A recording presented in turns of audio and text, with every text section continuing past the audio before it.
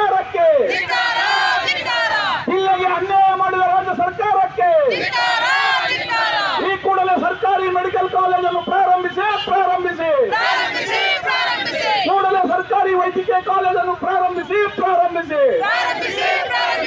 ಬೇಕೇ ಬೇಕು. ಎಲ್ಲಿಯವರೆಗೆ ಹೋರಾಟ? ಓಕೆ.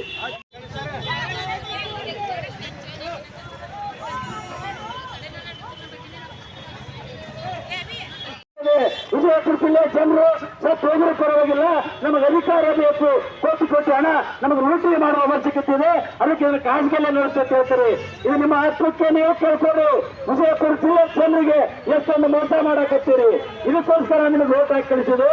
ನಾಲ್ಕರೇ ಬರ್ರಿ, ಮುಂದಿನ ಚುನಾವಣೆಯಲ್ಲಿ ನಿಮಗೆ ಗೊತ್ತಾಗ್ತದೆ. ಹಳ್ಳಿಗೆ ಬರ್ರಿ, ನಿಮಗೆ ಓಡಿಸ್ತೇವೆ, ಹಳ್ಳಿಗೆ ಬೆಳೆಸುತ್ತೇವೆ. ನಾವು ಎಷ್ಟು ನನ್ನ ಮಾಡಿದ್ರಿ, ಮಾನ ಮರ್ಯಾದೆ ಎಲ್ಲವೂ ಬಿಟ್ಟಿದ್ದೀರಿ. ನೀವು ಸಮಾಜದಲ್ಲಿ ಜಗಳ ಹಾಕ್ತೀರಿ. ಇವತ್ತು ಮೋಸ ಮಾಡಕತ್ತಿರೋ ಜಗಳ ಹಚ್ಚಿ ಇದು ತಮ್ಮ ಒಂದು ಅಧಿಕಾರಗೋಸ್ಕರ ಇವತ್ತು ಮನೆಗಳನ್ನ ಹೊಡೆದಿರಿ, ಹಳ್ಳಿಗಳಲ್ಲಿ ಜನರ ಮನಸ್ಸನ್ನ ಹೊಡೆದಿವತ್ತ ಅಧಿಕಾರ ನಡೆಸಕತ್ತೀರಿ. ಇದು ಶಾಶ್ವತದ ಅಧಿಕಾರ ನಿಮಗೆ. ನಾವು ಕೊಟ್ಟಿರ್ತಕ್ಕಂಥ ಭಿಕ್ಷೆ ಇವತ್ತು ನಿಮಗೆ ನಾವು MLA ಆಗಲಿಕ್ಕೆ ಮತ ಭಿಕ್ಷೆಯನ್ನ ಕೊಟ್ಟಿದ್ದೇವೆ. ನಾವು ಅದನ್ನು ಇವತ್ತು ದುರುಪಯೋಗ ಪಡಿಸಿಕೊಂಡು ವಿಧಾನಸೌಧ ಆರಾಮಿ ಕುರ್ಚಿಯಲ್ಲಿ ಇವತ್ತು AC ರೂಮ್ನಲ್ಲಿ ಕೂತ್ಕೊಂಡು ಇವತ್ತು ಆರಾಮಿ ಕೋರಿ ಕೆಲಸ ಮಾಡಕತ್ತಿರೋ ನಾಲ್ಕರೇ ಇನ್ನು ಬಂದು ನಮ್ಮ ತಾಕತ್ತಿತ್ತಂದ್ರೆ ಹಳ್ಳಿಗಳಲ್ಲಿ ಮತ ಕೇಳುತ್ತೆ. ನಿಮಗೆ ತಕ್ಕ ಪಾಠವನ್ನು ನಾವು ಮುಂದಿನ ಚುನಾವಣೆಯಲ್ಲಿ ಕಲಿಸಬೇಕಾಗ್ತದೆ. ಮುಂದಿನ ಒಂದು ಅಹಿತಕರ ಘಟನೆ ಯಾವುದೇ ಒಂದು ಕಾನೂನು ಸುವ್ಯವಸ್ಥೆಯನ್ನು ಕಾಪಾಡಿಕೊಂಡೇ ಹೊರಟಿದ್ದೇವೆ ಇಲ್ಲಿವರೆಗೂ. ಇವತ್ತಿಗೆ ಒಂದು ತಿಂಗಳಾಯ್ತು. ಇವತ್ತು ಜಿಲ್ಲಾ ಉಸ್ತುವಾರಿ ಸಚಿವರು ಎಲ್ಲಿದ್ದಾರೆ? ಒಂದು ಬಾರಿ ಬಂದು ಹೋಗೋರು ಇದು ಕಡೆ ಮತ್ತೆ ವಾಪಸ್ ನೋಡಿಲ್ಲ. ನೀವು ಸರ್ಕಾರ ಮಟ್ಟದಲ್ಲಿ ಚರ್ಚೆ ಮಾಡಿಲ್ಲ. ನಿಮ್ಗೇನಾದ್ರೂ ಸ್ವಲ್ಪ ಈ ಮಣ್ಣಿನ ಋಣ ತೀರಿಸಬೇಕಾದ್ರೆ, ಈ ಜನರ ಒಂದು ಋಣ ತೀರಿಸಬೇಕಾದ್ರೆ ನೀವು ರಾಜೀನಾಮೆ ಕೊಟ್ಟರು ಎಲ್ಲರೂ. ಇವತ್ತು ಜಿಲ್ಲಾ ಜನರಿಗೆ ಅನ್ಯಾಯ ಆಗ್ತದೆ. ಏನ್ ಮಾಡಕತ್ತೀರಿ ನೀವು? ಯಾವ ಬಗ್ಗೆ ಬಂದಿವ್ರಿ ನೀವು? ಅದಕ್ಕೆ ನಾನು ವಿಜಯಪುರ ಜಿಲ್ಲೆಯ ಸಮಸ್ತ ನಾಗರಿಕ ನಾನು ಕಾಲು ಹಿಡ್ಕೊಂಡು ಕೇಳ್ತೀನಿ. ಹೋರಾಟ ಸಮಿತಿ ಪರವಾಗಿ ಏನು ಬಂದ್ ನೋಡ್ರಿ, ವಿಜಯಪುರ ಜಿಲ್ಲೆ ಅಂತಂದ್ರೆ ಬಸವಣ್ಣನವರು ನಾಗಿರ್ತಕ್ಕಂಥ ಇದು ಕ್ರಾಂತಿಯ ನಾಡು. 21ನೇ ಶತಮಾನದಲ್ಲಿ ಬಸವಣ್ಣನವರು ಸಮಾನತೆಗಾಗಿ ಕ್ರಾಂತಿ ಮಾಡಿದ್ರು. ಅದೇ 21ನೇ ಶತಮಾನದಲ್ಲಿ ವಿಜಯಪುರ ಜಿಲ್ಲೆಯಲ್ಲಿ ಯಾವಾಗಾದ್ರೂ ಕ್ರಾಂತಿ ನಡೆಯುತ್ತೆ ಆದ್ರೆ ಅದು ಗೌರ್ಮೆಂಟ್ ಮೆಡಿಕಲ್ ಕಾಲೇಜ್ ಸಲುವಾಗಿ ಕ್ರಾಂತಿ ಮಾಡೇ ಮಾಡ್ತವೆ.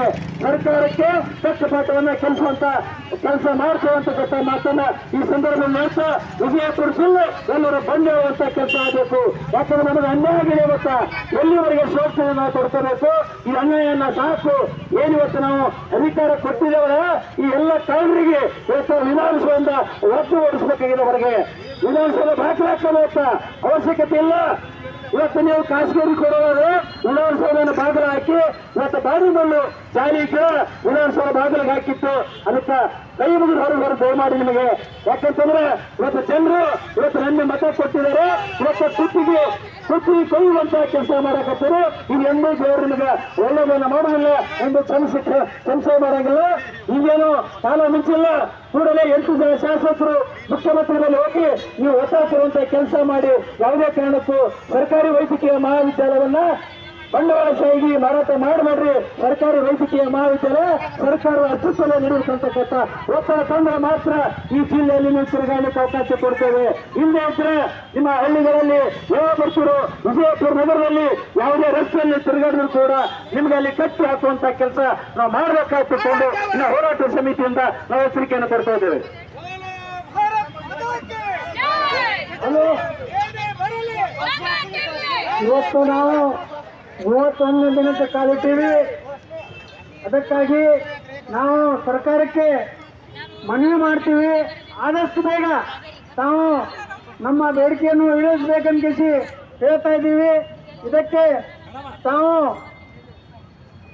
ಇದು ಸರ್ಕಾರದ ಏನು ನಿಯಮ ಇದೆ ಅದು ಬಿಚ್ಚಿಸಿ ನಮ್ಮ ಏನು ಬೇಡಿಕೆ ಇದೆ ಅದು ಬೇಡಿಕೆ ನ್ಯಾಯಯುತವಾದ ಬೇಡಿಕೆ ಇದೆ. ಇದಕ್ಕೆ ತಾವು ಎಲ್ಲರೂ ನಮ್ಮ ಎಲ್ಲ MLAಗಳು ಮಿನಿಸ್ಟರ್ಗಳು ಎಲ್ಲರೂ ಕೂಡಿ ಆದಷ್ಟು ಬೇಗ ನಮ್ಮ ಈ ಬೇಡಿಕೆಯನ್ನು ಈಡೇರಿಸಬೇಕಂತ ನಾವು ವಿನಂತಿ ಮಾಡ್ತಾ ಇದ್ದೀವಿ.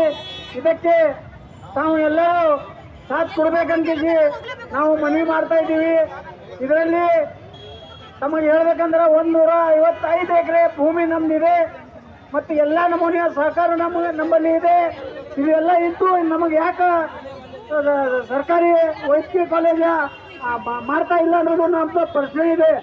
ಅದಕ್ಕಾಗಿ